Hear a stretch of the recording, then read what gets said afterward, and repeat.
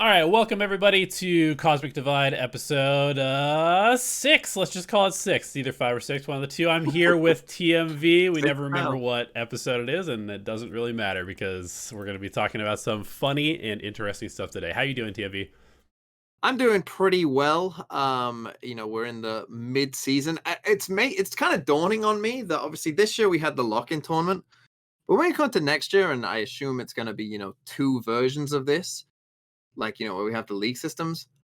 Like that's going to be a really long time of like constant but like it already feels like it's constant now between the tier 2 stuff and all the tier 1 leagues going on. And I'm doing a lot of co-streaming, watching all these different games. It's like, imagine if I have to do this twice next year. Like that is going to be it's going to be a lot of work is all I'm going to say. But yeah, I'm feeling pretty good other than that dawning, realization that I'm about to just be working full time, just dreaming of Valorant, like those people who play Tetris too much and dream of it. That'll be me, but with Valorant. Yeah, I was looking at the schedule and I was thinking about how it almost feels like the season is too short. Like this Hmm. specific season, just because like some teams are Yeah, already 0-3, and it's like their season is basically over. If they yeah. lose one more game, then the rest of their games don't really matter, it seems like. Hmm. But then thinking about how much Valorant there is to watch, like I'm not even co-streaming the games. I keep considering like, oh, I should just co-stream because I'm watching them anyway. But Hmm. then I think about having to stream for essentially my entire life, like Yeah, you that, and Sliggy are doing, and I'm just like, nah, yeah, I'm good. I'm good on yeah. that. So today we're gonna start off with the most sort of clouded topic, I suppose, of the week, The which pressing news of the day. Yeah. exactly it is. Yay has returned to competitive Valorant, not in Tier One because the rosters have been locked, but he has been signed by Disguised Esports. He's joining Disguised Toast for the clout bag and probably some money as well. And I believe that the announcement essentially broke some records or was very close to breaking some records. When Disguised Toast and all the streamers who were kind of online at the same time, Mhm. basically what happened is Ye was announced. They ran a 2v5 of like Yeah. streamers against Ye and Tarek, and I'm pretty sure the concurrent viewership for like all of those was like over 100,000, which is like a Crazy. legitimately huge broadcast. So what are your thoughts on Ye to Disguised? First of all, I guess like does it help the team, and second of all, is it a good move for everybody involved? There's no way it doesn't help the team. There's no way. Like, yay. I think what's most likely to happen is that Yay reminds everyone, oh yeah, this guy isn't just a good player. This guy was the best player in the world last year. And yeah, Chamber's gone, but he still knows how to aim. And he's going to be out aiming a lot of these, still very obviously good players, but he's going to be better than them. I don't think he's lost that talent in, the space of a month or two, even if he's not playing a lot of Chamber.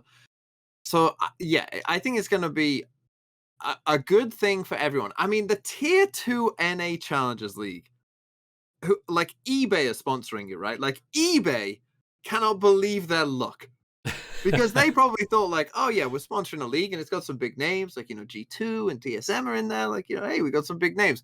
But it's like they just keep one upping the clout.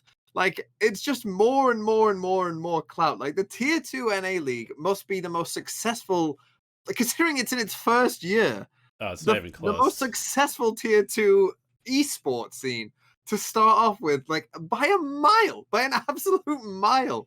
I mean, it's just unbelievable. And adding Ye to that obviously is only going to boost that even more. How will DSG do as a whole? That's a good question because even though I expect Ye to do well, um, he's it, there's still four other players, right? There's still a lot of team aspects to Valorant. Like, Ye might be able to, win a map or two, where his difference might win them a map that they would have otherwise lost or not or whatnot. But he's not going to be able to like just carry them over the line. So even with Ye, I still rate some other tier 2 teams pretty highly. Like M80 and whatnot, and the Guard Hmm. are still very good teams. So will they just cruise to victory? That I'm not too sure on, but I mean, it's hype if nothing else. And I'll be tuning in. I'm sure a lot of other people will as well. What do you think? Yeah, I mean, so I think starting off with just sort of like the overall angle, like the viewership, the excitement of it. Obviously, incredible move. Like even if DSG doesn't do well, this Mm, move was great for DSG. The only if this team doesn't do well, I think the only person it would potentially harm is Ye, in terms of future prospects. But I think the move is just incredibly smart. I tweeted about it. I think Ye needs to stay active if he wants to keep his yeah. like very high value for next year to get into a franchise team. Or potentially if he elevates DSG to the point where they can qualify, that's even Imagine bigger. if they won Ascension. Yeah, that That would would be be even crazy. crazier, right? So it's like the only thing that could possibly happen that is not good for Ye is if the team does really poorly and he doesn't look Yeah, good. But I just don't see that happening because, as you yeah. mentioned, like he's incredibly good. We already know that. And now, instead of having Loud or Fnatic or Navi try to push you off your angles, you're having Turtle Troop try to challenge your operator. And no shade thrown to Turtle Troop, but like the caliber of team and strategy and like everything trying to counter you Mm, is just not going to be the same. So Ye realistically should be farming in tier two. Um, for DSG, I mean, this is great. I made like an hour-long breakdown video of them losing to TSM, and a huge part of that video was focusing on the fact that they were just getting no value out of their operator. And Clear as the Jet was essentially the worst Jet player in North America tier two last year. And I know that the kid is talented. I've like coached in the tier two scene. I've scrimmed against him.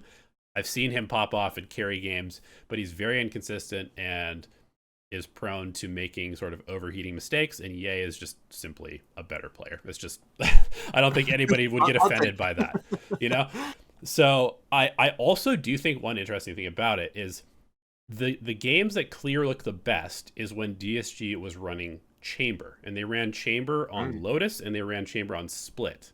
And Ye could fit right into that running Chamber on those two maps. And I think those were some of DSG's maybe better picks as well last year. So I think there's some potential that we see the Chamber come back. mm. Obviously, his Jet is very good. Where does DSG rank in terms of the teams? I think they're pretty solidly. I think last year that would probably at the end of the season have put them kind of in that like fifth, sixth, Yeah, somewhere, maybe even seventh, depending. But now I would put them probably in like the third to fourth. yeah. That's like their potential. I don't think that they're going to challenge M80. I just think that the team is too good, to be honest. Like I think M80 would be in the top six of a franchise league if they were in it right now. Mm. Um, I mean, yeah, I can see so that. I don't think that DSG is going to challenge M80, but I do think that they have potential to place anywhere from like second to probably like fourth place or fifth place. So they should make playoffs. Yeah. Oh, if they don't make playoffs, something's gone wrong. It's Something's gone really wrong. I mean, they made playoffs yeah. without Ye. I mean, they should be making it. Yeah, I mean, I do think that they still have some other issues on their roster, and there was some potential of them making another move, Yeah. according to Disguised Toast. I think that they could definitely shore up some other areas on their team as well, but we'll see what happens. Either Mhm. way, awesome for the scene, awesome for Ye, awesome for Disguised, and I also just want to give a shout out to Disguised Toast for what he's Yeah. kind of doing for Valorant with the game Yeah. change with viewership, the tier two NA viewership, inspiring other creators like Ludwig and Moist Critical to pick up a team. Other influencers might pick up teams here soon. Like, there's a lot of really cool stuff happening even outside of just the competition aspect. Yeah. And I think that that's honestly one of the things that gives me kind of a lot of hope for Valorant. Like Valorant, I feel like right now as an esport, like everywhere else you look in pretty much every other esport, there's kind of major problems. People talking about the LCS and Overwatch 2 hasn't really, rejuvenated people, I think, to the Overwatch League. Like, everywhere else, it seems like you could point to pretty major issues. Like, obviously in Valorant, like some of the tier 2 EMEA stuff isn't maybe Mm-hmm. ideal, right? But like the tier 1 stuff seems very solid. And now you've got, like, Disguised, as far as I know, wasn't like a big Valorant fan, wasn't like this massive Valorant player before, picking up this team. But he thought, what esport do I want to go into to try this? Mm-hmm. and he picked Valorant, and it was like, and now as you said, like others are doing it as well. I think Valorant's just in a pretty solid spot, and I think I remember an interview that one of the like lead esports did of Riot talking Hmm. about like how they set up the Valorant franchise system, and he called it like, oh, this is a modern take on what a esports franchise league, partnership league looks like, right? Where there isn't any buy-in. Riot are Hmm. actually giving you money, um, but the idea is that you're going to work together. Riot already has the money to kind of run it themselves. They don't need the extra money, Right. and they can kind of run it with a more centralized kind of idea on how they want to run things. I think it was absolutely correct that sounds like a more you don't have teams buying and selling spots. Everyone wants to be in the league, right? Right. There's a just purely benefit for the teams to get into the top tier one leagues, and that's really a great thing. Yep. Yeah, I agree. I mean, when Valorant first came out, that's like one of the main reasons that I wanted to get into the game was just because I looked at everything that they were doing early on, and I was just like, okay, so Riot has done 10 years of League of Legends. They've made a lot of mistakes in that game. They've done some stuff right, and now they're coming into like esports 2.0 where they already have like so much data to work with of like what works, what doesn't work. Mm-hmm. It just makes for a much better take on esports, so it makes sense like that. And I mean, if we want to talk about the overall esports scene, let's think about like Asia right now and like Mm-hmm. the Pacific region. So Japan, massive Valorant like fans, rivaling like their tier two viewership rivals some of these franchise games. Yep.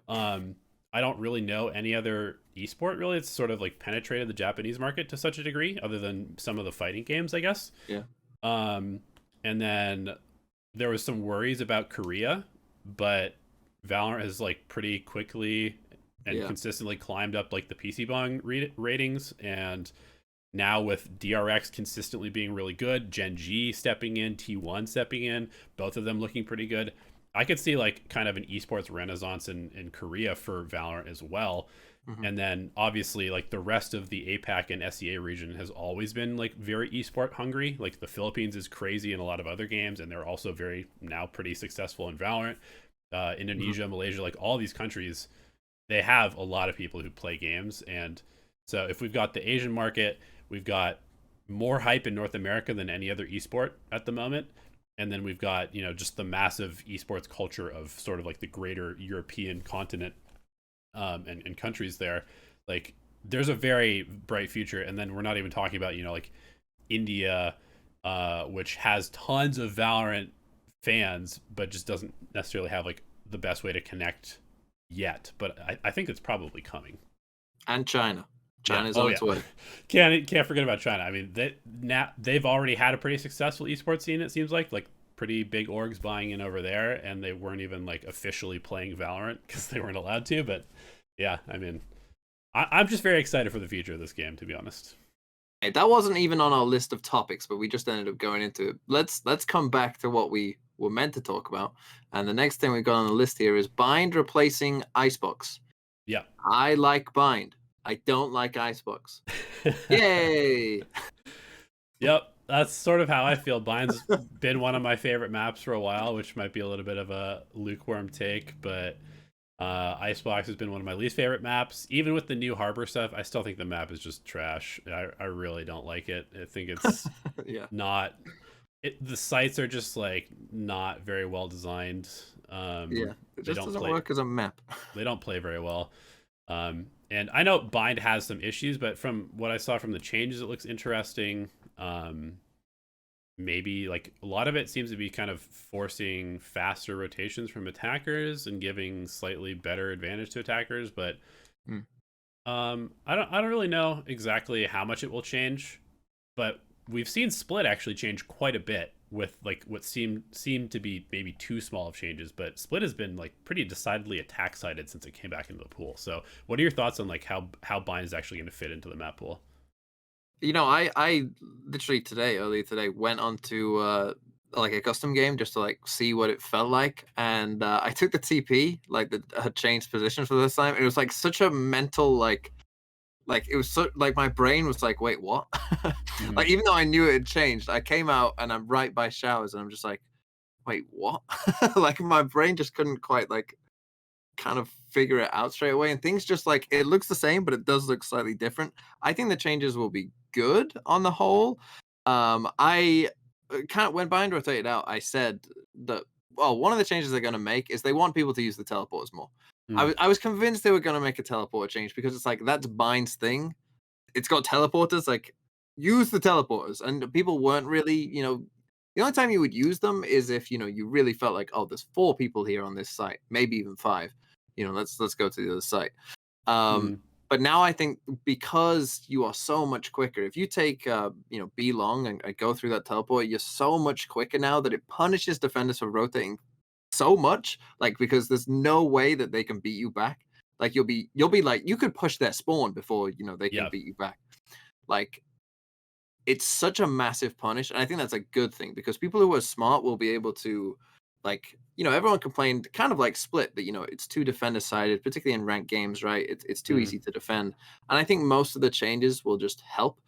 Uh, with some of that, I think some of the shower changes are good as well. Not that I expect people to, no one's still gonna do a 5-man exec out of showers. It's just not.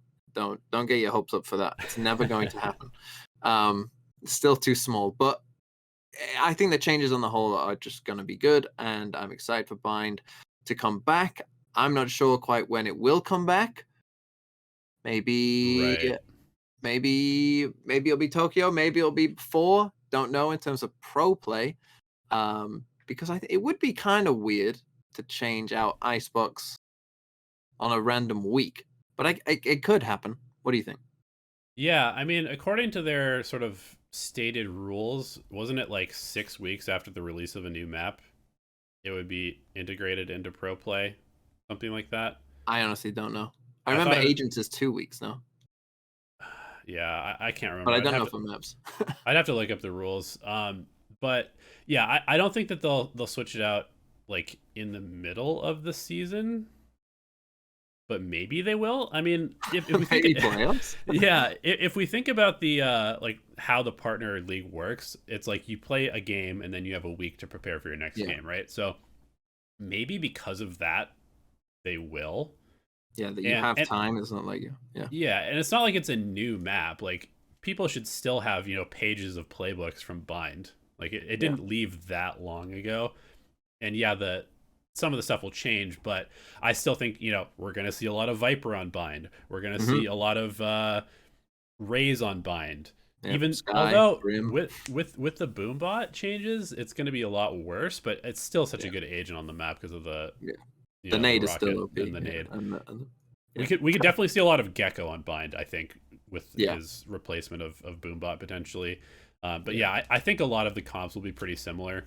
Um, so maybe they will switch it out at some point in the middle of the season. Honestly, I I'd be. I'd I, be down for it.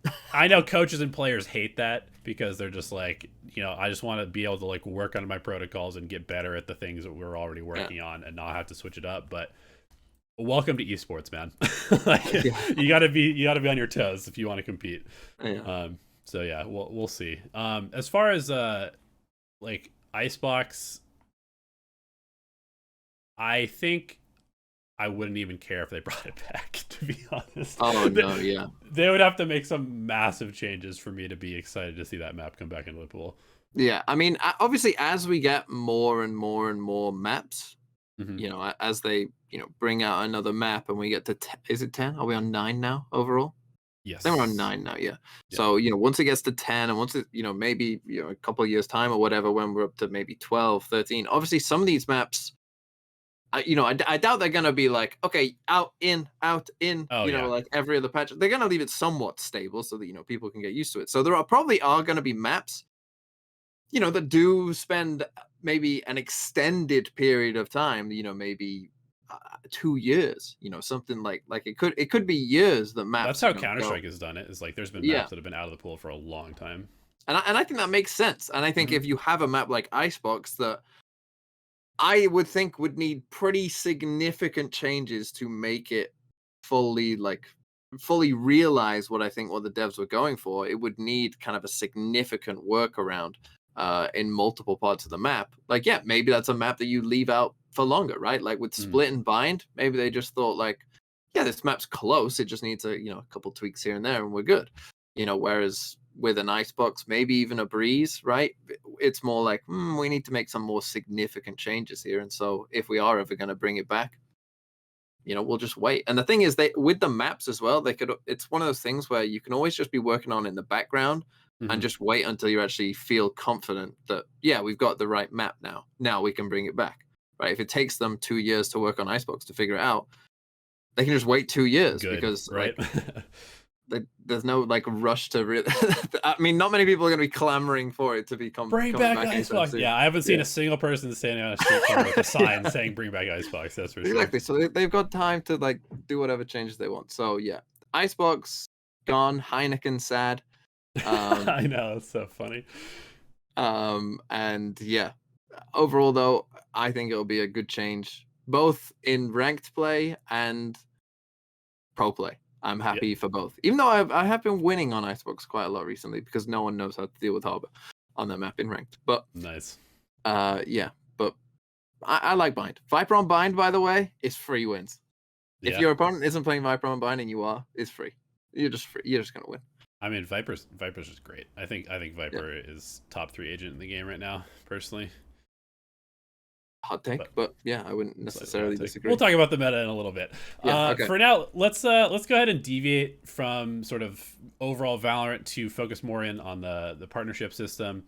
And let's talk about the first couple of weeks. We're not going to go super in depth. Hopefully, you've been watching TMV's watch parties, so you know exactly what's going on already. But let's talk about surprises in the first 2 weeks. Is there any like team that stands out to you for good or bad reasons from North America?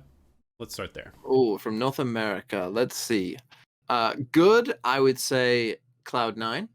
Mhm. I did not expect them to be this good this quick. I would have thought that yeah, by kind of the midpoint, maybe at the end of the season, like yeah, they could probably get it somewhat together and be decent. But I was surprised how good they are off the bat. In terms of bad, um, EG are a little worse than I thought, but not like I'm not crazy surprised that Mhm. what's happened has happened. And I mean, 100 Thieves still aren't like my thing with 100 Thieves is, if we take our mind back to like Champs and Red Bull Homeground, I think a lot of people thought that 100 Thieves will become a team that's in the tier with like Loud, Fnatic, Mhm. DRX, like that top tier, right? The teams that are actually competing to win like Masters Tokyo. I think a lot of people probably thought 100 Thieves were on track. It was kind of building towards we are going to be that team.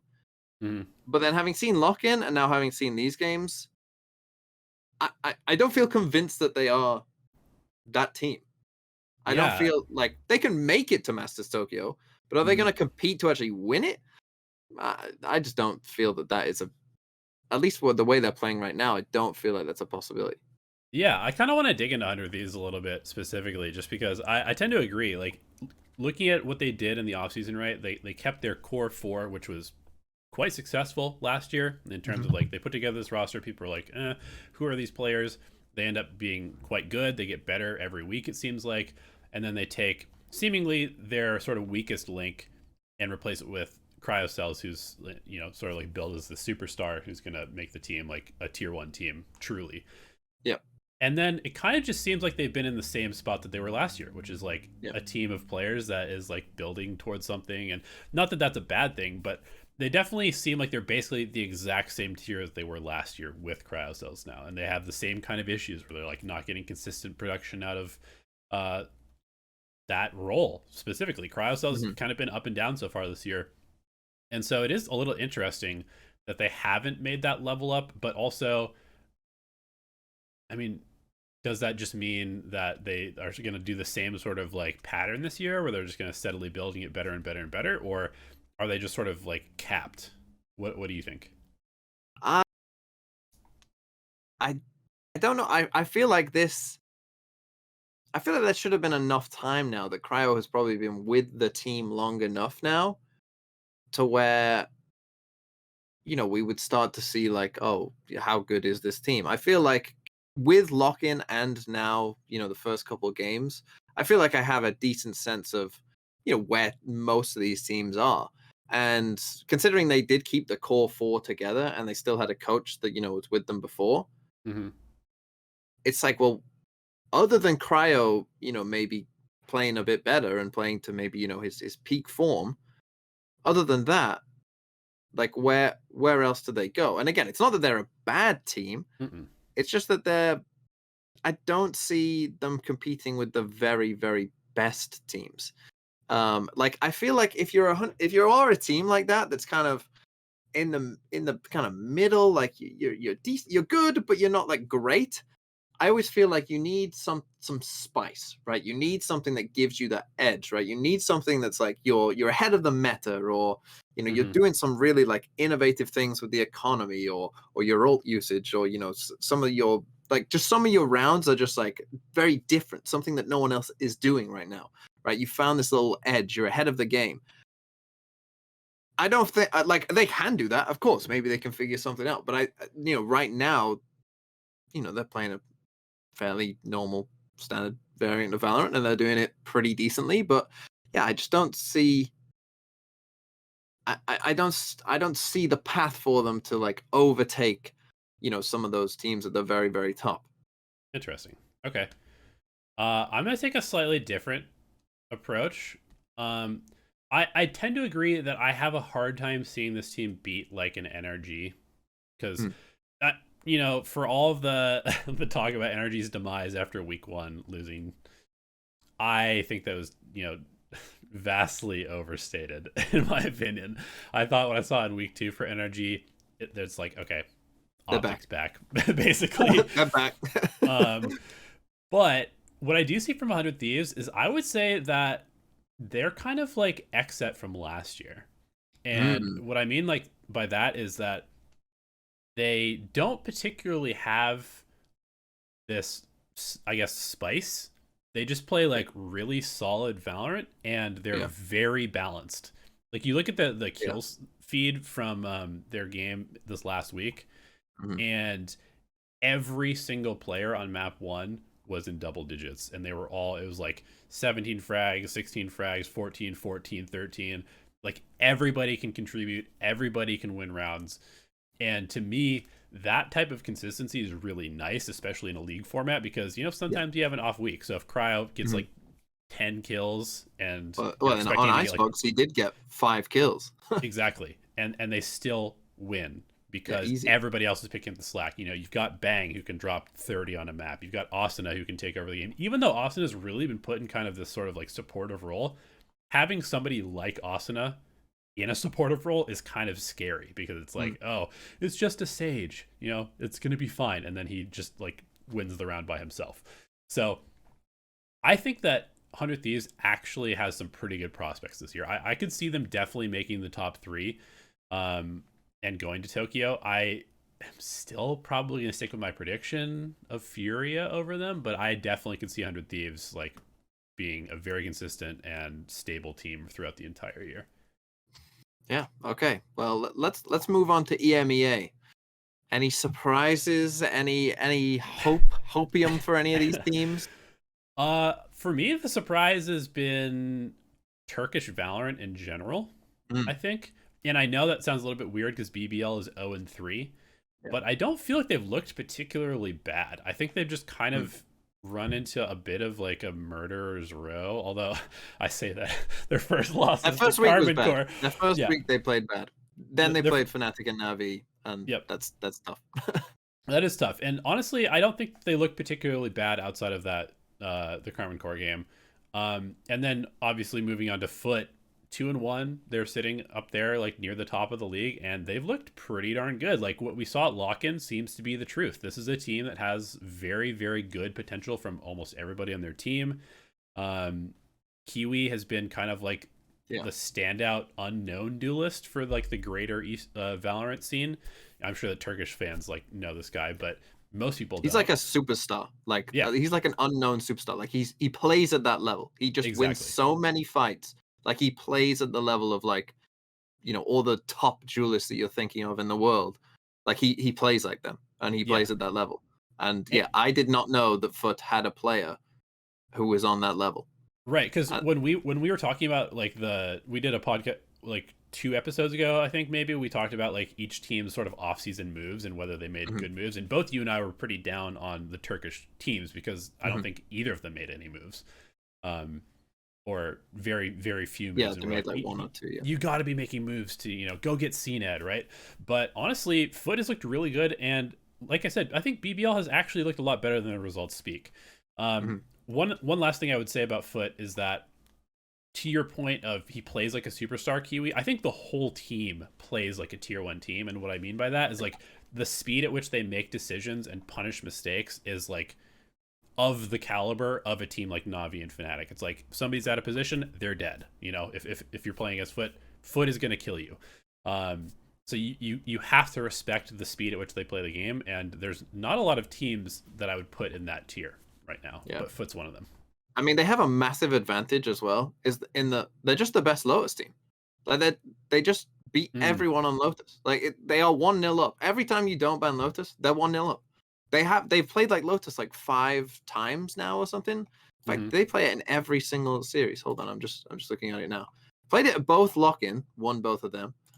They have played it in 3 times so yep, far. Yep. all they have played it since lock-in. They have played it in all 5 of their series, and they are 5-0.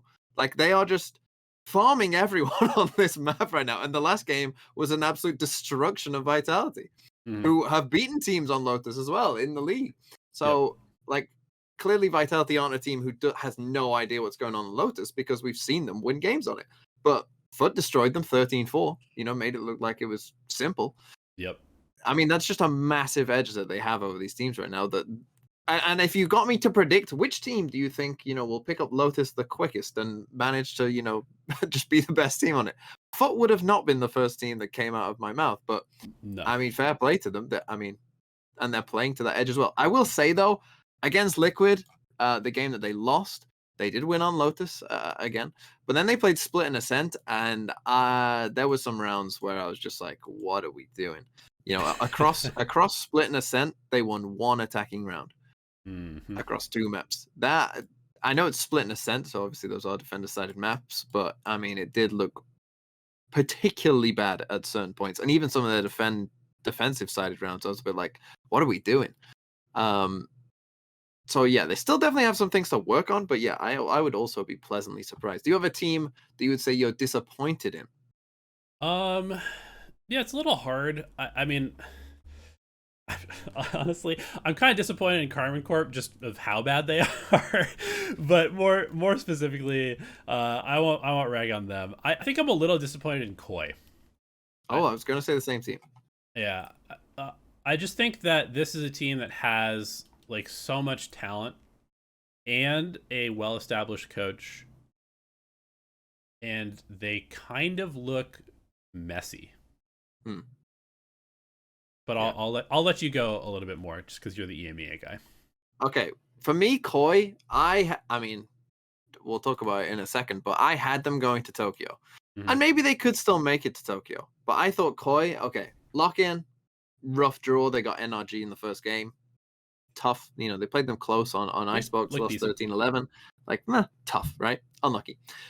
But I thought, okay, you've had more time to kind of work together as a team. You've got, Shados is insane. Trex is insane. I was still a bit unsure about Wolfen, but yeah, you're right. Like Coldamenta, solid IGL. You've got, a good coach in there as well. It's all looking good. But then the more that I think about it, right, and we think about that old guild roster, Hmm. right? Trex is a really, really good player. And everyone says, Coldamenta's a solid IGL, Barbar's a solid coach. They also had some really other good players as well. I mean, they had Safe, who has shown now on Hmm. Liquid that, like, yeah, he's the truth. And I saw a Reddit post about this, like, yeah, okay, everyone likes to meme on Russ, and maybe he wasn't, up to the standard that some of those other players were. But I mean, you still had you still had 3 incredibly good players, and then what's meant to be a very good IGL and a very good coach. Like, how did you only make one? How were you only like competing for one Masters tournament and then didn't really do much anywhere else. Like, what was going on? And it does make me think, like, hold on a second. Like, is Koi now just Guild? Where it's like It's Koi Guild, yeah. they have talented players by just looking at the names and kind of watching them, the individuals play. They have talented players. You shouldn't be losing 13-1 to Giants on any map. No.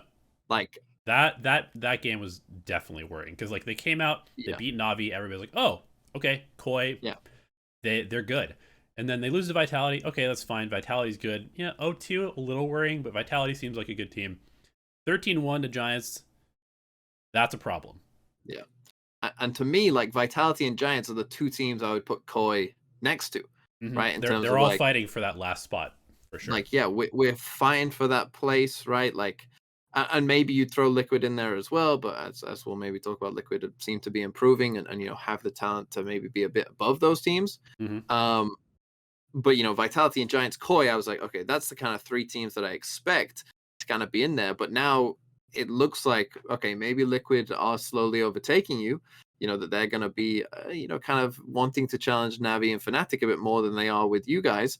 And also Foot now, as we just talked about, kind of looks like a team that can definitely be in that mix as well. And all of a sudden, it's like, well, you just lost to Vitality and Giants 2-0 both times. Yep. What's going on? Yep. And so I had them finishing third. I was a big Koi believer. I was kind of all in on like this idea of Shados is insane, Trex is insane. They've got a very solid team around them. Like, all they need is Wolfen to maybe calm down a bit, and then they'll be absolutely chilling. They'll be high flying. But I'm starting to get a bit worried. And they play Foot tomorrow as well.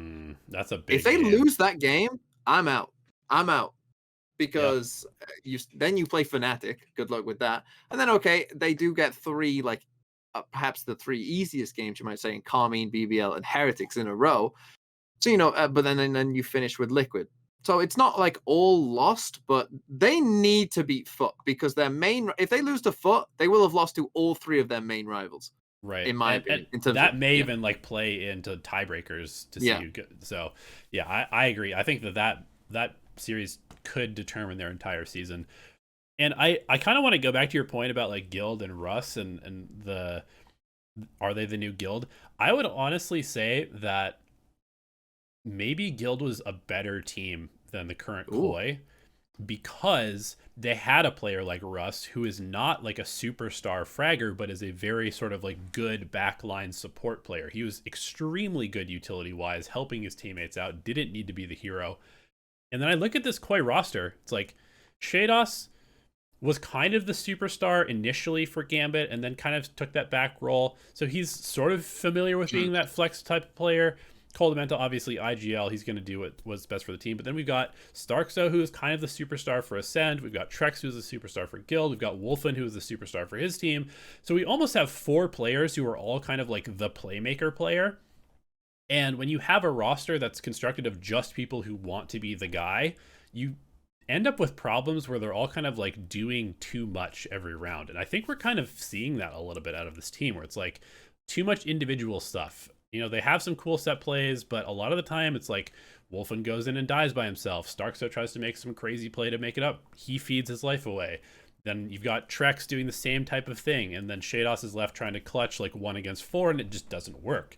So it seems like the roles are okay, but it's more so like the personality of the players and like who they are as players is maybe clashing to some extent.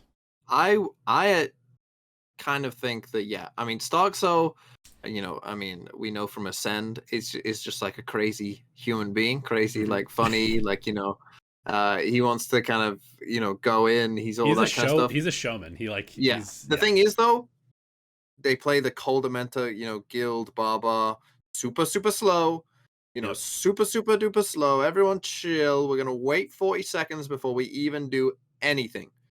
And then we'll start the round 40 seconds into it, right? Like, that's how they play. And that's fine. But I think both Starkzo and to an even more extent, Wolfen, maybe because he's playing Jet, have struggled with that maybe early on in the, going from probably their old teams, where it was kind of maybe they were playing at a more normal pace, let's say, to all of a sudden have to be like reined in and be like, no, guys, wait 40 seconds before you do anything. Like, that's like a weird... That might take some time to get used to, but I actually think that their roles are hurting them because I think that they could change around the roles and end up with a better team. Hmm. I think they could put Trex on Duelist and put Hmm. Wolfen on Sentinel and move Shados to Initiator, and that is actually their best way of playing. Because to me, that's then putting their best two players, who in my opinion are Shados and Trex, at the front. And that would Mm-hmm. make more sense to have your best two players going in rather than having Trex trying to support for Wolfen and having Shados be the Sentinel, who's on the other side of the map. To me, Hmm. it would just make more sense. And Wolfen does play Killjoy, and has done before, and does for them now, even on some maps when they're playing Raze with Trex. And Trex Hmm. has played a bit of Jet in the past, and Hmm. Shados has played a ton of Initiator. Like, it's not like these players would be completely out of their depth. I mean, Wolfen was even playing Cypher on Fracture for them as well. So That's true. Wolfen could play full-time Sentinel if they wanted to, and Trex could play full-time Duelist, and Shados has played full-time Initiator before. And to me, that just makes so much more sense in terms of like just putting your best players in the positions where they're gonna we're gonna need you to win this 50-50. Who do we want doing it? Do we want Wolfen, Trex, or Shados? I want Trex or Shados to take that 50-50 rather than Wolfen. Right. And it's kind of interesting. I have seen this in the past where I think both you and I would agree that Wolfen is dying too much. Like he's like alone, way too deep, dying too much. That's what I've noticed, like primarily from his gameplay in the first couple of weeks. And I've seen it in the past where you'll have a super aggressive player like Buzz, for example, on DRX is a great example of this. Buzz, hyper aggressive player, really talented, but often doing way too much, going way too deep, overheating. And then you put him on a Sentinel and it just doesn't allow them to play that aggressively, and it like reins them into the point where they just become a much more effective player because they still have the insane aim, they still have the crazy game sense and ability to like read the round, but because they're like not allowed to play way too far ahead of their team, they end up playing like the correct distance from their team and doing way more for their team. And I've seen that with Buzz, I've seen that in the past with other players. That might actually be the answer for this, for Wolfen's sort of like first death problem. Yeah. Okay, but now let's move on to the Pacific League, and I'm going to start off with my disappointment here, and my disappointment is Global Esports. Okay, Now, interesting. this might come as a bit of a surprise, as there has been other disappointments in there as well, and I know that Global have been, pretty close in their games. They've lost 2-1 to both T1 and Zeta, and they played a very close game against DRX, and so it's like, oh, but we're so close to winning, so it's not that bad. But you don't get anything for losing close, right? There's nothing Yep. for losing close. You're just going to end up down towards the bottom of the league, and that's not where you want to be. So, for me, Global are a team where they got to start picking up some games. They play Talon next, but then they play Paper X and Gen G, so that's not going to be a cakewalk Mm-mm. either. And let's say to make playoffs, how many wins do you think you need? Maybe 4? Maybe you need I 4 think out you of. could maybe sneak in with 3 potentially, Ooh. but Okay, yeah, we'd have to go yeah, your way quite a lot to win 3. But let's say like yeah, 4 is kind of the normal state. Out of 9 games, you probably need 4 wins to yep, get there. If they don't beat Talon, they're done. Right? Like this next game, if they don't win this game against Talon, they're just straight out. You're 0-4, and then you play Paper X and Gen G, it's done. and then you play Team Secret last as well. Like, yeah, you're just done. So they literally have to. This is a must-win game now for Global, and the problem is that they lost to Zeta and T1, who are probably similar level teams, who are also going to be competing. Probably will end up with around 4 or 5 wins themselves, Mhm. and those are the teams that you're competing with, and you've already lost those games. So for me, Global, yeah, they're playing these teams close, but they just got to stop winning some of them. And I know that SK Rossi hasn't been there, and they've had visa issues and all that, but in my mind, I was like, Global are going to beat Zeta Division. They looked better than Zeta Division the whole time. And so, yeah, they're just going to win that game. And then they lost, and it's like, oh no, now we're in trouble all of a sudden because we lost that game. And yeah, they've got Yep. to beat Talon in the next game. And well, I'm sure in terms of disappointments, let's talk about Talon. I'm going to let you go. Okay, so I think the interesting thing about Talon is I think they probably disappointed a lot of people based off their lock-in performance. I was not really one of those because I've seen the story from this core before. It's like the Xersha core basically with Cruz and all Yeah, those guys, Sushi Boys. Sushi Boys. Um, and I know that they have, and Foxy, of course, and they looked good at lock-in, but they're just like, they're kind of the same team where, in my opinion, they've just never quite stacked up to the top teams firepower wise. And I Mm. know that they get Patapen back, and both Garnets and Jitboys kind of look nuts at lock-in, but there's just kind of something wrong with how, like, how this team functions, as far as like their plans look good, but then if something goes wrong, they immediately go into chaos mode, and teams like DRX and Gen G are going to pick you apart if you go into chaos mode. Like, you simply cannot win a game against a structured team like DRX.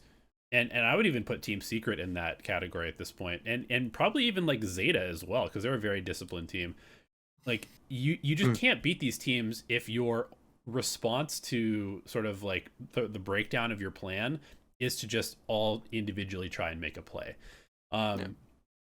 And so it's kind of just the Xerxes story again. Like, they have flashes of brilliance, but then their consistency is just not there. And against these Pacific teams that are just getting better and better, in my opinion, I don't think that the same sort of gimmicks are going to work. We saw them run triple duelist, and it was atrocious. It was horrendous. It was one of the worst games of Valorant I've ever seen. And I don't say that lightly, because I've watched a lot of really bad Valorant, but why are they gimmicking so hard this early on in the season? I don't understand. It's like they had, okay, kind of like a tough week one. They played Team Secret really close. They lost 2-1, and then all of a sudden they just did nutty things. They looked awful against T1. They looked even worse against DRX. Yeah. And I just don't understand why they're sort of like panic mode already. I mean, now they should be panic mode, because like you said, they now basically have to beat Global this week or their season is over. Yeah. So now is when the gimmicks should come out, but I'm sure they're going to go back to their sort of like, regimented play style, playing regular comps, and they'll probably beat Global as a result. But it's going to be too little too late, in my opinion, because I think they dug themselves too big of a hole. So yeah, and I think it looks even worse by proxy losing to T1, because Paper X just came in and basically just ran it down on them and destroyed T1. And Paper X didn't really do much other than just literally, I mean, they subbed out their IGL in one game and they won 13-3. Like, they literally just ran it down on T1. And I know Paper X obviously have really good players and they played really well, but still, they absolutely abused T1 in those games. And it's like, you lost to that team, Talon, pretty convincingly in T1's favor. Like, that is not a great look when Paper X basically just said, well, we're just better players, so we'll just win. And there wasn't much else to their strategy other than that. And they did win, and it did work. And T1 looked like a lost little lamb that didn't know what to do. So yeah, not a great look for them. Let's skew positive. Let's bring out the positive. Okay, which team do you want to go for? I do want to talk a little bit about T1, actually. Oh, go on. And so I think the positive for T1 is that they came out in the first couple of weeks and they surprised, because I'm going to be honest, when I looked at this team and it was being formed, I was like, okay, I really like Zeta. I really like Saya player. I think Munchkin's pretty good. I think their other players are they've been okay. Could be pretty good role players. They bring in Carpe, who I remember back in like the early days of Overwatch being insane, but I didn't really different game, by the way. That's a different game. I didn't really believe in him, and then he's kind of surprised me with how good he's actually been. I think he's been better than expected with the switch to Valorant. But I think there is one thing that's kind of a little bit worrying about them, is that their round differential is negative despite being 2-1, and that leads me to believe that maybe not everything is as it seems. So I know we said we're going positive. I think T1's start has been positive. To me, I kind of don't think that they're the real deal. I think they could be okay, but I don't think they're the real deal. For me, the positive has actually been Zeta Division. Oh, and you're stealing mine. Sorry, I'm stealing your thunder. I just think that this team is dealing with sort of like the weight of a nation every single time they play. Yeah. And that's like very difficult to deal with. And I think that they came into the season, they didn't make any roster moves because it's like, who are you going to change, right? They all have like in their comfortable roles. They've looked good. They've been to international tournaments. They're kind of like the chosen team from Japan. But they kind of been on a decline. And so when they came in and didn't make any roster moves, everybody's like, oh, yeah, I don't know about Zeta this year. And their first game against DRX is like, I don't know about Zeta this year. But then it's DRX. They come in and they beat RQ, and it wasn't that convincing. So it's, I don't know about Zeta. Then I watched them play against Global, and again, it's a 2-1. It's close, but I was like, there's something here. Like this team, I see Zeta happening. Like I see them getting better from week to week. I see them actually doing things. I see like players stepping up. They actually made a lot of like role adjustments. You know, Laz is trying to find his place on the team again.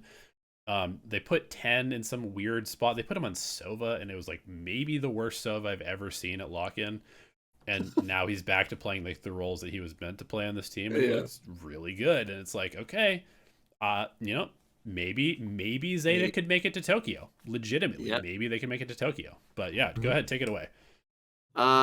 You know what? I'm actually gonna point out a different team, and it's actually not Gen G. I know a lot of people would be expecting like, oh, Gen G are 3-0, they look good.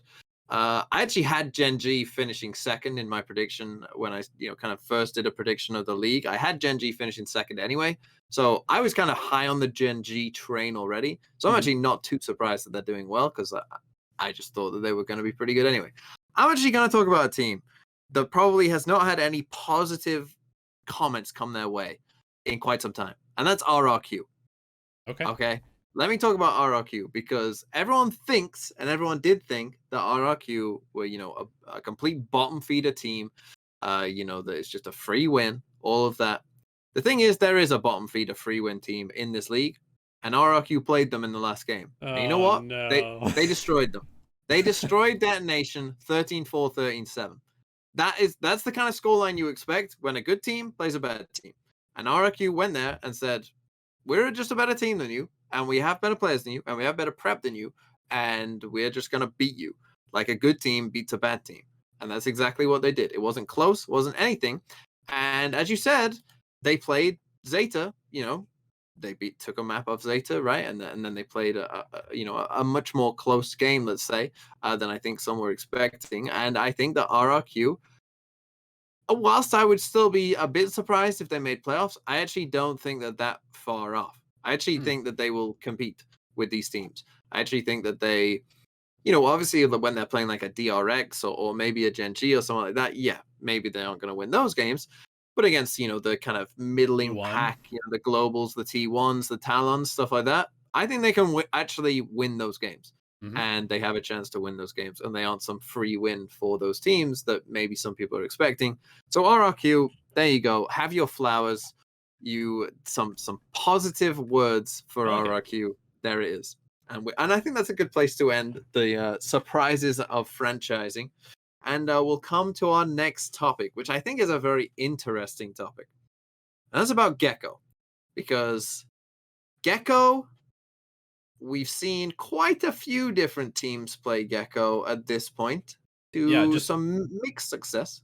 Real quick, so 18% pick rate overall in EMEA, 12% in Americas, and only 3% in Pacific, just to take that as a jumping off point. Oh, God, and Talon with a Pacific picks, I'm pretty sure. We don't talk about that. I'm not surprised. 0% in Pacific, as far as I'm concerned. Yeah, I'm not surprised no one else has tried it after seeing what Talon did with it.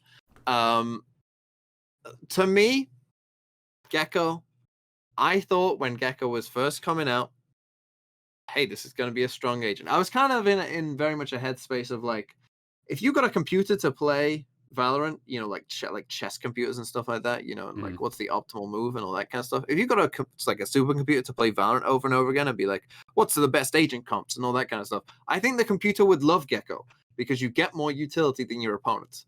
And I think like in an ideal world, right, you can see how we have more utility than opponents, therefore that is just good. That in an ideal world that makes sense, right? because the supercomputer would always have perfect utility usage and stuff like that. Right. Obviously, people don't have perfect utility usage, and we've seen some trolling from Angel. some of these teams playing Gekko. Some absolute mega giga trolling, and somehow Karmine Corps are not actually the worst offenders of this. True that. Uh, I mean, like that's almost unbelievable in and of itself. They still do some trolling with Gekko, don't get me wrong, but they actually had some of the better rounds with Gekko overall as well, Yep. which is kind of crazy. So my thoughts on Gekko is that I don't think pro teams and pro players are very good at min maxing at all. Mm-hmm. I think the min, like if we think about things that can kind of be like really studied and analyzed deep and stuff like that, like things like the economy and things like ult orbs and stuff like that, teams are now just starting to realize like, oh wait a minute, light shields is good. Oh wait a minute, Mm-hmm. maybe we should get ult orbs that are pretty free when we've already shown that we're already in an area, and then there's just an ult orb sitting there. We might as well just grab it. Like teams are just a couple of years into the game, like starting, and it's only some teams, by the way. Still, Mm-hmm. quite a lot of teams are still trolling, in my opinion, by not. Usually pretty big tier gap between the teams, the ones that are min-maxing this stuff Yeah, also, by the exactly. Yeah, way.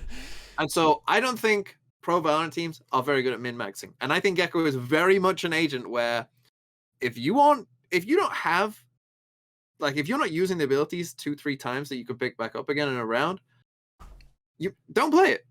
Don't Mhm. play it, because the average use of the utility is going to be worse than the other initiators are just good. So just Mhm. pick them if you're not going to do it, right? Like that to me just makes sense.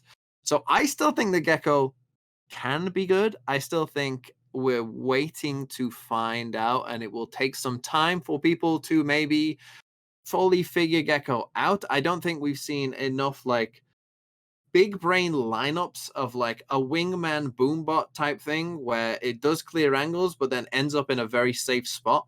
I don't think we've seen that. I think people just throw it out. Mhm. Whereas like when you're thinking about using Gekko like as best as you possibly could, right? You want to use this utility where it will hit people for the area that you want to take, but both of the Dizzy and the wingman land in safe spots, right? Mhm. We're just sending wingman in to plant and die a lot of the time for these teams. It's like they're just getting baited into dropping the spike in the middle of the site a lot of the time, um, which is just stupid.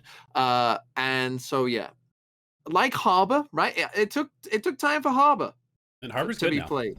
Yeah, and people are like, oh no, yeah, Harbor's not a troll pick anymore, right? Loud kind of showed everyone, hey, Harbor's not too bad, although we'll get to this in just a second. But yeah, most people are kind of in on the Harbor stuff. I think Gekko could be the same, where maybe it takes a bit longer than people maybe first thought for him to be good, but give it a couple months. Maybe by the time Masters Tokyo starts, people have some really good Gekko stuff. That's my opinion. Mhm. Yeah, I think one team has shown good Gekko, and that is Loud. I think Mm. Loud is the only team that's shown like a really cohesive game plan with the agent, and it's been like the double utility stuff with the Dizzy and Wingman together, high Mhm. low setup, pushing through smokes basically, and then reclaiming them both at the same time. Um, I think I saw a little bit of good stuff from Cloud playing it. Yeah, on Giants, yeah. And other than that, it's just been bad. I think maybe K Corp you could throw like K-Corp had two good retakes with oh, Gekko, I'll have on okay split. stuff. Honestly, Navi's Gekko has been some of the worst. Yeah, Um, and the rest of the Gekko that I've seen has just been not good. yeah. And so yeah, I think we're kind of in that spot where it's like one team's kind of figured it out as a way that works. It's definitely counterable. I think the biggest problem with Gekko is that his defense side is just so bad. Like Mhm. unless you're playing in a totally different way than teams are playing currently, which is sort of to like kind of play sit back and like stall Yeah, utility with the Vipers and the Killjoys and the Astras and stuff like that. You can't play Gekko like that. And yeah. so I think we need like some comp changes and just some like sort of like mental approach changes to make the Gekko actually viable in a lot of cases. But Loud is the only team that has shown me anything remotely close to being good with the agent. But there's definitely potential there. I do think that he's being a bit hurt by the fact that the initiator class as a whole is just so good. Yeah. And, like Sky has kind of been the resurgent agent like even though she hasn't really been buffed in any particular way, just the fact that she's good with the wall smokes, and the fact that she has a trailblazer that has like triple the range of a drone. Since Sova's drone got nerfed and Boombot got nerfed and Fade's Prowler got nerfed. Just the info gathering utility is just too good right now, and Gekko's is not quite up to par. So he's just competing against really good agents right now for a spot, and it's kind of hard to find one. Yeah, I mean, this is gonna kind of go into our conversation. Yeah, meta discussion. Meta discussion now, kind of as you're touching on Sky there, but everyone was always talking about Gekko's win rate and stuff. Do you want to know some of the non-mirror win rates for Sky on some of these maps? Yeah. Ascent, she's 0-3. Okay. This is across all 3 tier 1 leagues. Ascent, she's 0-3. Fracture, she's 4-2 actually. Haven, 2-4. Icebox, 0-1. Lotus, 3-8. Wow, that's kind of surprising. Pearl, 1-5. And actually Split, she's 4-0.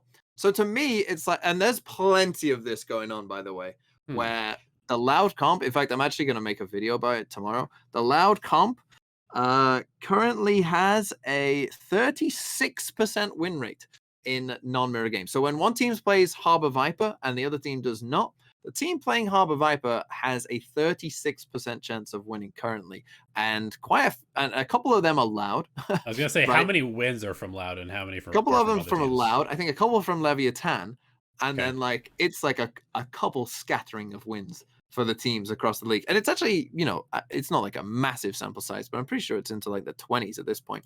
That sample size, so it's not like 0 games. It's like 5 games. It's somewhat amount of games. And again, it's the same thing on certain maps where on Pearl, the actual loud comp with the Sky and that stuff has had 15 matches overall. It's had 13 non-mirror games, and it's 4-9 in those non-mirror games. It's winning 30% of the time. Like, if you compare that to like let's take the Ascent comp, right? The general Ascent comp. That's had 26 games overall, 10 non-mirror games. It's 6-4. Like all of the other common comps on these maps, like the Haven, Omen, Jet, Sova, Breach, Killjoy, the kind of default comp, that's 8-7. Like all of the normal comps tend to do like just above 50%. Solid. That everyone knows how to play against them, so they're not like world beaters. But solid comp, you'll do fine. But then, for, Pearl, actually the most picked comp is the loud comp. It's getting destroyed. Now, that's not true on every map. On Lotus, it's actually doing not too bad. But I think that there is this big kind of thing where everyone thinks that, the loud comp is the new meta. Loud had success with it, therefore it's meta, therefore it must be good, therefore we must run it. A lot of these teams do not know how to run it. And we've seen, there is a ton of trolling Harbor going on, right? Yeah. Tui's knows how to play Harbor. Yes. You can tell he's put in the time, he's put in the work, he knows how to control the wall, he knows when to use his utility, he's very good at it. There are a lot of these teams that are putting people on Harbor who don't have a clue how to play Harbor. Oh my god, some of the people that I've seen play Harbor who are like, they're like duelist players now playing Harbor, and I'm like, why? Why are you doing that? It doesn't, and I guess, it is just to be like, well, that's the meta, so we've got to just work it out and figure that out, right? Yeah. And it's not working for him. I mean, it's kind of the same on Icebox as well, where these Harbor Viper comps are like 2-4, 2-5 on Icebox as well with the Viper Harbor, and it's like the normal, just the normal Sage Jet stuff in non-mirror games is 4-1 right now. If you just play the normal stuff, probably chilling. You're probably doing absolutely fine, but. So like meta-wise, and this is always true, by the way. Anytime I've done these stats, there's always like some crazy stats. There's always something that's like, how is that even possible? And I think right now, in the early part of the stats, it's that Harbor Viper, if you don't know what you're doing, isn't good. I mean, it makes sense. Like, this is. Did you ever play like any MOBAs, like League or Dota or anything like that? I'm very sorry, I did not. No, I'm not a nerd. I'm not a nerd like you. You don't need to apologize for being a well-adjusted human being. So, as somebody who is a degenerate, Dota 2, very, very similar type of pattern with the meta stuff. I would assume League. I just don't follow that game, never have. But in Dota, you'd see things where like a team would innovate, Yep. The comp would start winning. Every team would start playing it. And it's like, this is just how these like hero based games work, is that anytime something new and exciting comes out, everybody's like, oh my God, thank God I can play something else. Let's do that. That's working. And everybody adopts it, and everybody just copies each other. And I understand as somebody who's coached like and tried to get people to change comps and just had comp discussions, like there's something to be said about comfort, right? And a lot of people, like there's so much to work on in Valorant. You're trying to get better with your synergy, you're trying to get better with your comms, you're trying to get better with your executes, you're trying to get better with your setups. And so when you're having problems on a map and you see somebody having success on a map, you're like, okay, let me just steal what they're doing. Like, it's just too much work to figure it out on our own. So let's just take what's working for somebody else and let's integrate it into what we're doing. And this just happens all the time. So it's like people are just, they see something that's working, they're stealing the execute. They're seeing a comp that's working, they're going to take that because they're focusing on a different map for the week and they really need to fix this map and they don't have time to fix this map, but they're probably going to have to play this map because the team's going to pick it against them because it's weak. So this stuff is like you're constantly, it's like being in a leaky boat with like 100 holes and you're constantly trying to plug them. This is literally what being a coach or being an IGL is like in this game. You're constantly plugging holes and there's just more happening. You're being shot at by the Odin and you're trying to like plug all the bullet holes. So I understand why teams copy each other and why everybody's stealing this comp.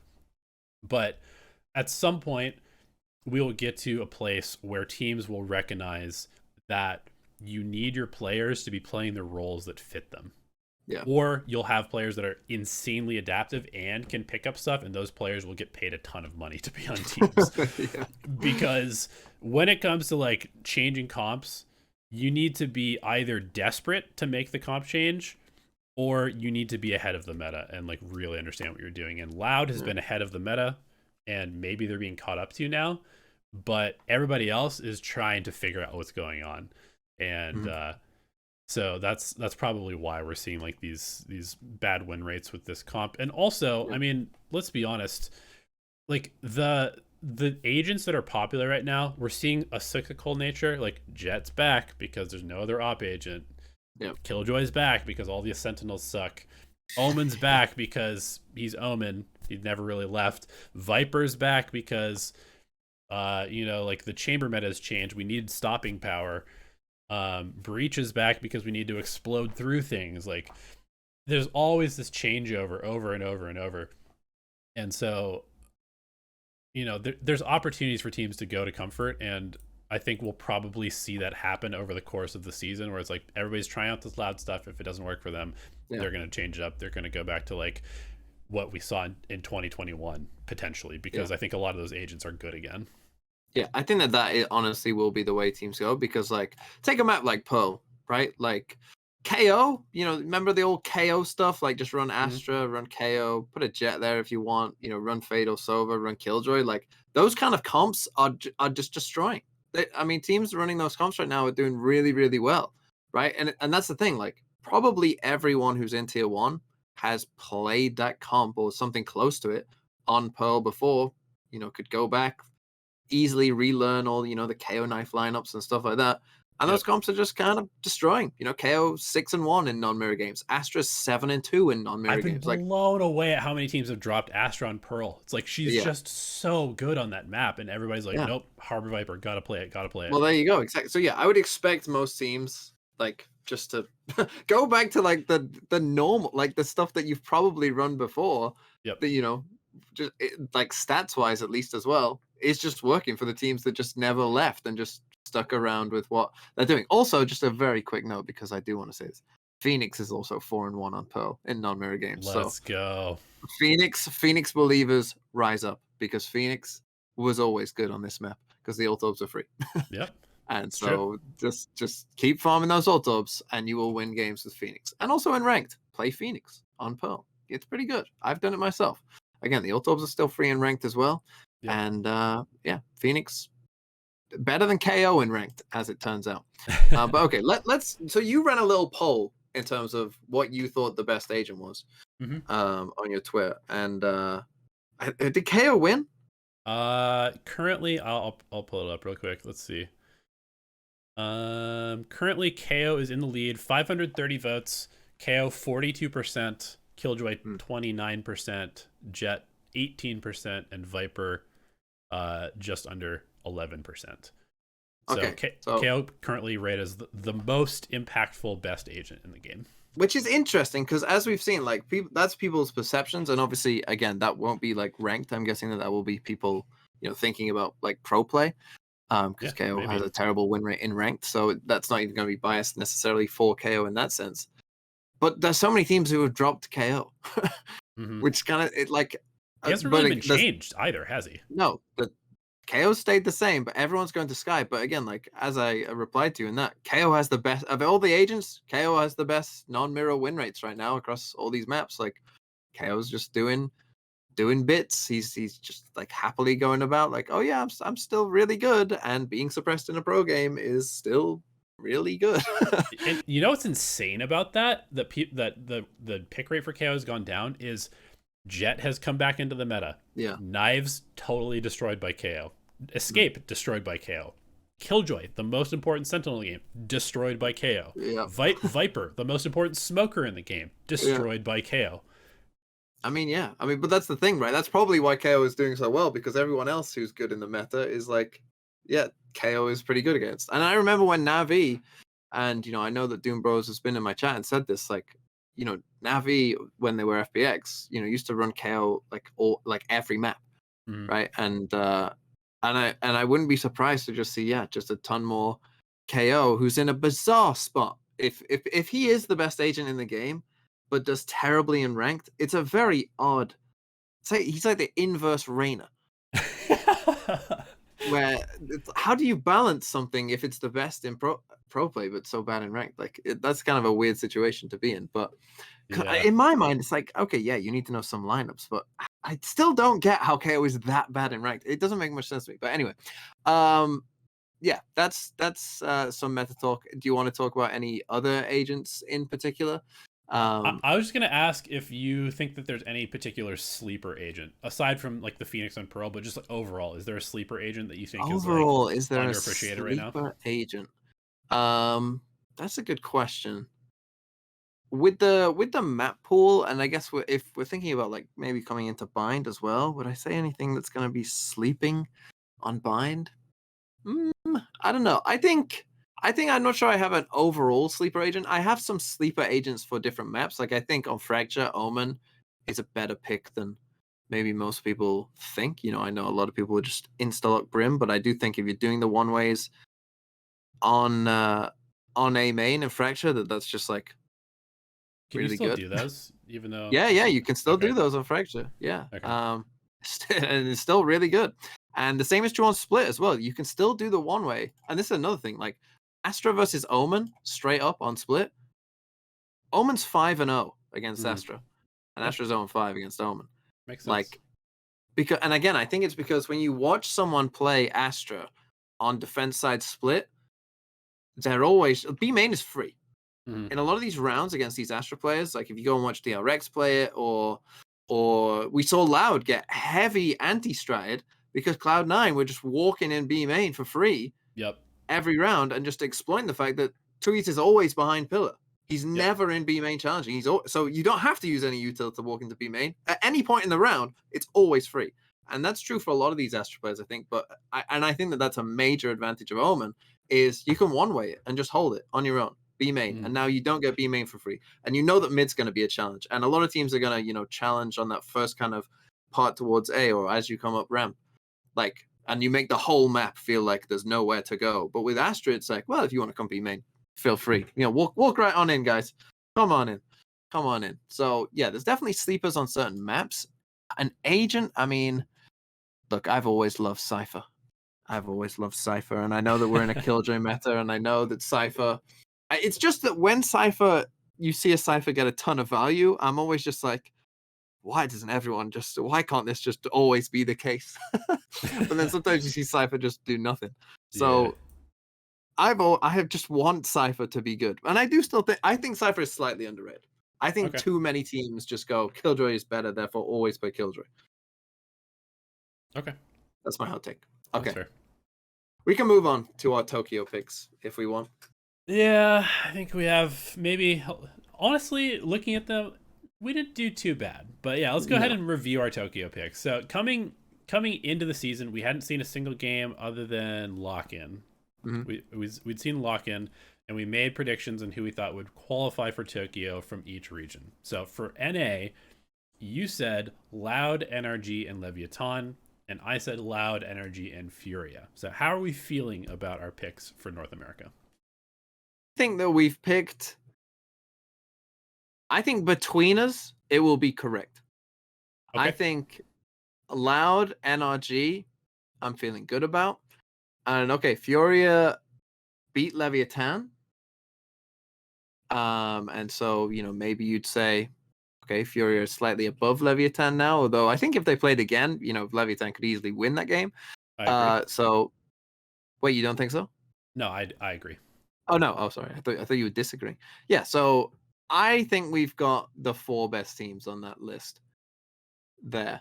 And I think that most likely 3 or 4 of them go. I don't even know, like if I was going to replace mine, it would just be Leviathan for Furia.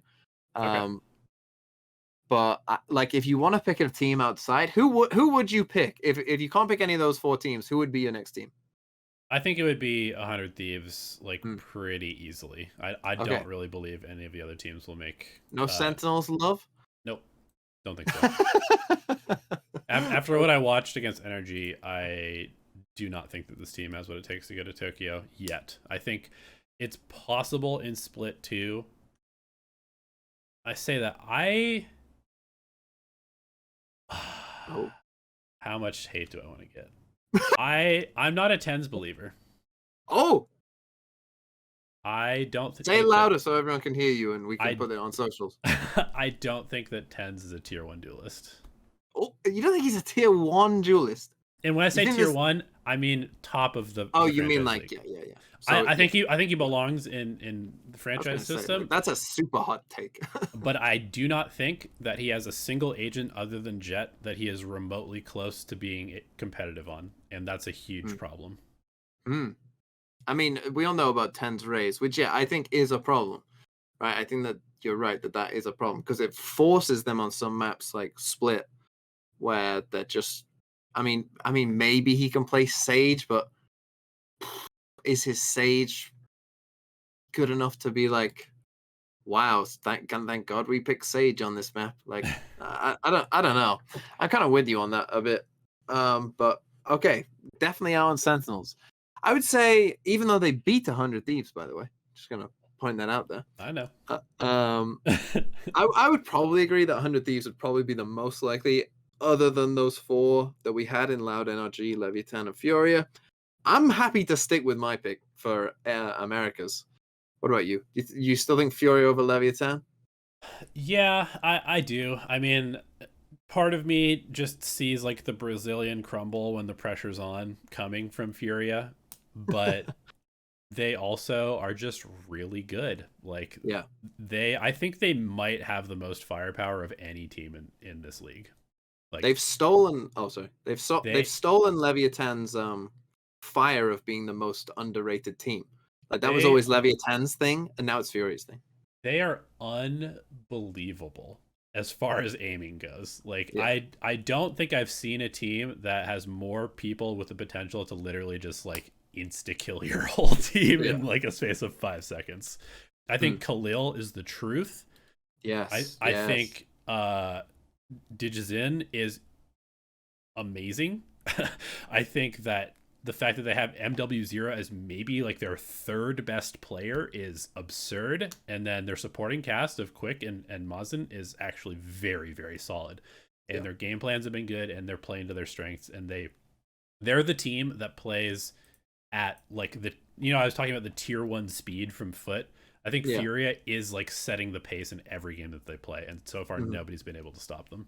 Yeah. I think like if you seriously went for who is the most underrated player in the world, Digizin, I think like that is actually the true answer. Because people always say oh, it's Crashies and but the thing is people know Crashies is good. Yeah. right? Like, yeah, maybe he doesn't always get the love that Crashies deserves to get because he is a very good player. But to be the true most underrated player, when someone asks who's the most underrated player, no one has to give that answer, right? That's the way it works. And so I think that right now, some of these guys on Fioria, Khalil, DigiZin, they are the actual true answer, right? And as I said, it used to be Leviathan, right? It used to be, King's the most underrated player. Right. No one knows about King, right? He's the super IGL who's a crazy cracked as well. He was the underrated player. But now it's Fioria because people, I think, respect Leviathan now. People know that they're a pretty good team, particularly when they beat NRG as well. I think that was kind of the cementing of, yeah, this 100%. Is just a good team. Like there's no way around it. This is a good team. But Fioria. Also, fun fact about Fioria and DJZin, the loudest player in North America as well. having been to the arena, this dude is yelling across the stage at the other team, like after every round that he wins. It's awesome. Okay, let's move on to EMEA. So our picks here. You went for Fnatic, Navi, Liquid, and Giants. Obviously, EMEA has 4 slots instead of 3. And I went for Fnatic, Navi, Vitality, and Koi. Now, given what I said about Koi earlier on in here, let's talk about these picks. I think probably for both of us, I would guess Fnatic and Navi, we're still feeling, even though Navi lost a game, probably still chilling, right? We're still probably happy with those. Navi's been on their experimental teenage years right now. They're cutting their hair, dyeing it black, and wearing like Jinko jeans or whatever. So let's talk about your picks, Liquid and Giants. How do you feel about Liquid and Giants? I feel relatively good, actually. I think Liquid has shown rapid improvement. I was very worried after lock-in and the week 1, but I think their win over Foot is a really solid win under their belt because I think that Foot is probably the only team that I would replace any of these 4 with, in my opinion. And so beating Foot is a big win. They have a pretty tough schedule ahead of them with Fnatic. I mean, they've got a Heretics in there, but they've got Fnatic, and then they've got Giants pretty soon after that. And then they've got Navi. So their future is tough, but I think that they're showing that, like, not just incremental improvement, but like significant improvement. As soon as they put Safe on the duelist role and Yumpy on sort of like the flex, whatever they need, this team just like almost 180'd, and now they look crazy. Safe is insane. Yampy's having incredible impact from a role he's never really played very much of in the sky and stuff like that. And they seem to be kind of like finding their stride. And then I haven't even mentioned Redgar and Nats yet, which shows that this team is like stacked to the gills. So as far as Giants go, I'll just quickly talk about Giants. Okay, lose to Fnatic week 1, acceptable. Lose to Navi in week 2, also acceptable. 2 hardest games out of the way. Come back against Koi, crush them. So, Giants from here, it's like kind of just all upwards, in my opinion. I mean, they obviously do have some tough teams to play with Liquid and Foot and Vitality in the future, but the fact that they got through kind of like Murderer's Row, they came out and looked very convincing against Koi, which is a super highly skilled team that is potentially the type of team that could like just run you over on pure talent if you're not ready for them. And they looked good. They looked like they have like a game plan. I think this is one of those teams that maybe has their roles like most comfortable in EMEA, aside from like the Fanatics and Navis. And I think that they might have like the most underrated player in this league, in the EMEA league, which is Cloud on their team. He's insane. Yeah, I don't really have too much to add to that. Although Giants, do remind me of the old G2 in terms of kind of how good they are, like, where they kind of rank up in kind of the overall teams. Like, we saw G2 go to some international lands, like, it wouldn't be a shock if Giants went to one either, as kind of the continuation, I think, of kind of, some of those old G2 players and coaching staff. But Giants, because G2 did this sometimes as well back in the day, where G2 would just inexplicably lose a game that they shouldn't and just stub their toe, and they'd just be annoying. It would just be annoying to watch them and just be like, 1 week you're good, and then the next game you're just trash. And it's like they play BBL next. Do not lose that game, Giants. Otherwise, everything that you've just said, like, because then if they do lose to BBL, and it's like, oh no, and then Foot's next, and then what if things start to go wrong? Like, because they did lose those 2 early games, yeah, sure, it's against a murderous row, but they can't afford to lose. Like, they need to beat BBL, right? They like If these they are lose kind to of BBL, I'll never watch another Giants game again. Yeah, so don't lose that game, Giants. Don't lose that game. But at the same time, I kind of feel like, are BBL an 0-4 team? I don't know. No. I don't know. So I could see it. But anyway, Vitality and Koi were my picks. Now, I'm going to be straight up with you. Koi, as I was talking about before, get out. Get out. Liquid, come in. I'm changing. Give me Liquid over Koi. I still think Koi could make playoffs. In fact, I still believe that they will, but I have lost some hope. And as you say, I think Liquid are getting better, so throw them out. Vitality, and I'm interested that you say you'd only swap in Foot. Tell me what you think about Vitality, because I'm sticking with Vitality. I know they lost a Foot, but I'm sticking with them. I still have some hope for this team. Yeah, I mean, maybe I was being a little bit hyperbolic, for content and stuff, but No, surely not. I definitely do like Vitality. I think that they're a good, solid team with a good coach, and like they've got potentially the best fan base from what I've seen. The Golden Hornets, awesome, love that shit. Twisted, incredible, Bone Cold, proven IGL. I think the other 3 is where my questions arise. I think that they're good, but I've also seen moments where I'm like, I don't think you should be losing that aim duel. And maybe there's some nerves and stuff. And so I do have some questions about like when push comes to shove. And okay, let's talk about strength of schedule also, because Vitality goes up against Carmen Core next, should be a free win. BBL after that should be a win. Well, then they're up to 4. That's probably playoffs already, if they would just win those 2 games. Yeah, I guess maybe so. But we're not talking about playoffs. We're talking about Tokyo. True. We're talking about Tokyo. So maybe they just make playoffs based off of that, the fact that they've had a good start, and then they don't end up playing Navi Fnatic Giants as their last 3 games until the end when they potentially are already qualified for playoffs. Making Masters Tokyo, to me, this is the most likely team out of the top 6 to crumble under the pressure, in my opinion. And you know what? They wouldn't have crumbled under the pressure had they just not benched our boy Batty G, who's now on Acend. I mean, I'm kind of glad they did get rid of Batty G, but look, I'm going to support Acend and Batty G and say Destrian, I think, is one of those players that, yeah, I can see in a big moment losing a fight that he shouldn't lose, and it cost them a round that maybe cost them a game. I could see that. And I don't think Destrian's a bad player, but I'm still kind of surprised that they got rid of little assassin, Batty G. Chatty G, as I'll call him. But I'll still stick with Vitality overall. I think it's fair. I don't think that they couldn't make it. And again, I don't think that any of the players on the team are bad. I just have seen some shaky moments. That's all. Yeah, they're coming off a bad week, but I'll believe in the bounce back. Like in 2 weeks, if they just destroy Carmine and BBL, like I'll be looking good. What if they lose to Carmine?